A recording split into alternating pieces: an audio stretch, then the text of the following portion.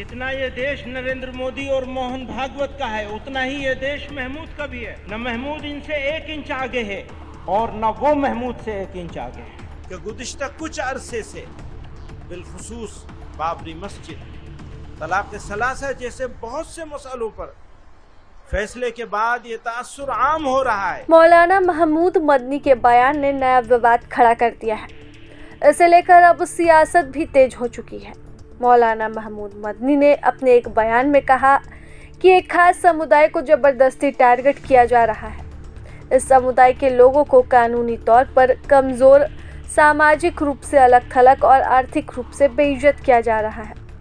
अब मदनी के इस बयान को लेकर बवाल मचा हुआ है। बीजेपी ने भी उनके इस बयान पर अपनी कड़ी प्रतिक्रिया दी और अब लोग सोच रहे हैं कि आखिरकार ये मौलाना महमूद मदनी हैं कौन, जिनके एक बयान ने इतना बड़ा बवाल खड़ा कर दिया है। चलिए हम आपको बताते हैं कि आखिरकार जिहाद पर इतना बड़ा बयान देने वाले मौलाना महमूद मदनी कौन है। मौजूदा समय में मौलाना महमूद मदनी जमीयत उलमा-ए हिंद के अध्यक्ष हैं।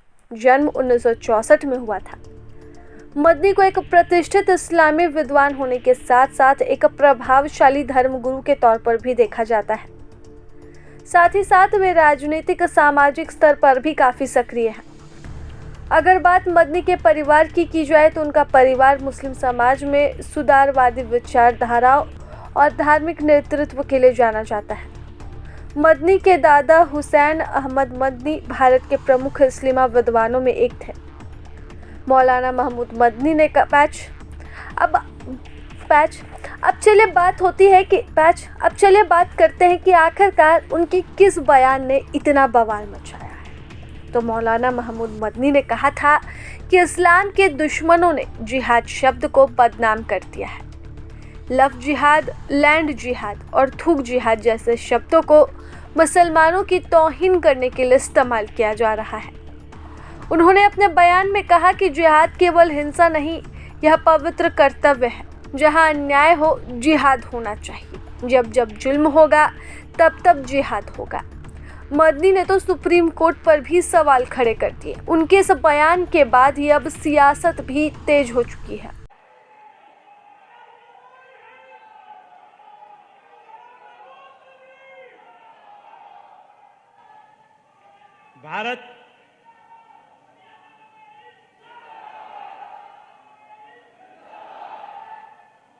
भारत हमारा देश है। जितना ये देश नरेंद्र मोदी और मोहन भागवत का है, उतना ही ये देश महमूद का भी है। न महमूद इनसे 1 इंच आगे है,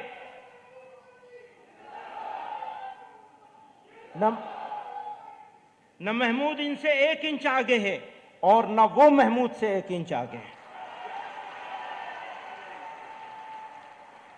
साथ ही इस धरती की खासियत यह है, ध्यान करिएगा, साथ ही इस धरती की खासियत यह है कि यह खुदा के सबसे पहले पैगंबर अबुल बशर सैयदना आदम अलैहिस्सलाम की सरजमीन है। प्रभातखबर.com, विश्वास वही, रफ्तार नहीं।